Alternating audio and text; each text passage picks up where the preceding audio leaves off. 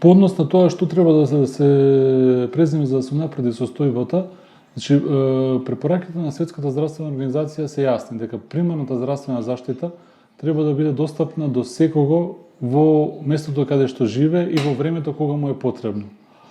Државата во изминатите 10 години правеше повеќе обиди за да ја подобри примарната здравствена заштита во руралните средини, како што беше субвенциите за матични лекари од приватни здравствени установи кои што ќе отворат амбуланти во рурални средини. Меѓутоа, за жал, тоа не е донесе некој долгорочно решение. Привремено се отворија некои амбуланти кои подоцна се затворија, голем дел не се не отворија. Потом беше обидот со преку рурален доктор, каде што доктори од здравствените домови ќе ротираат низ пунктови во селата.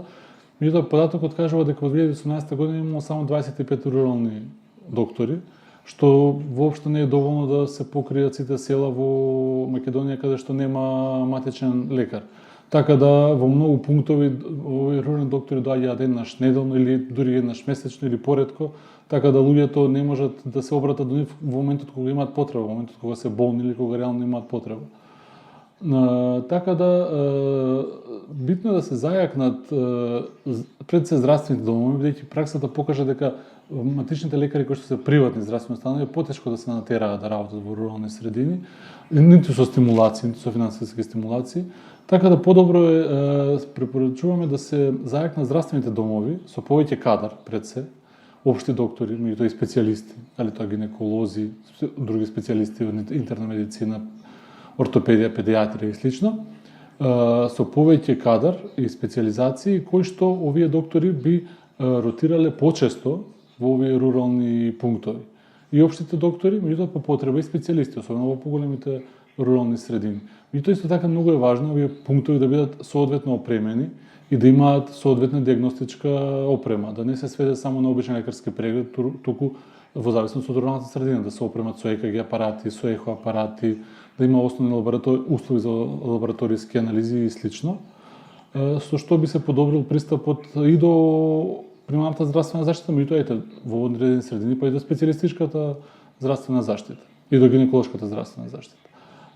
Исто така во овие рурални тимови е потребно да се предвиди, да се уреди тоа посебно, да можат да им обезбедуваат на лицата и одредена листа на лекови. Бидејќи дури ако докторот го препише лекот, повторно пациентот треба да оди до најблиската градска средина за да го купи лекот. Така да повторно има патување, така да овие рурални тимови со нив да носат еден основен пакет на лекови кои што можат во истиот момент да го понудат на пациентите. Исто така потребно е сериозно да се зајакне и службата за патронажна дејност.